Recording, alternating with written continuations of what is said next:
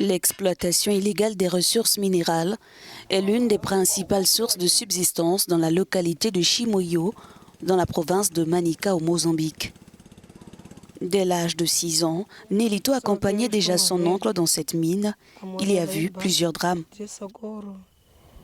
Il y a beaucoup de gens que je vois habituellement et qui demandent de l'aide. Un de mes oncles est mort il y a 3 jours. Je ne peux pas respirer à l'intérieur. J'ai besoin d'un sac en plastique et de commencer à souffler pour respirer. Ici, les enfants sont initiés à cette activité de leur plus jeune âge par les membres de leur famille et qui écartent toute possibilité d'envoyer leur progéniture à l'école. La recherche de pierres précieuses et semi-précieuses se fait souvent à 80 mètres sous terre, même si le ministère a interdit l'exploration dans cette région. Nous travaillons à présent en groupe de 10 personnes. Les 10 personnes par semaine peuvent trouver 20 à 25 grammes pour le moment. Quand nous étions bien organisés par semaine, nous trouvions 800 grammes.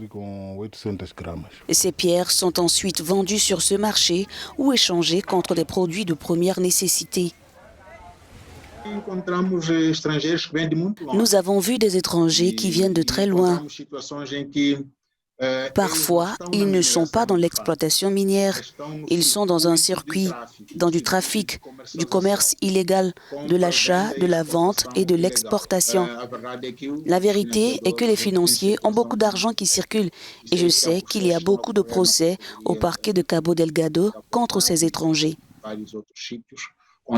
Selon le commandant de la police du Mozambique, les attaques armées dans le nord du pays sont financées par des chercheurs d'or illégaux en réponse aux opérations d'inspection et de répression menées par les autorités.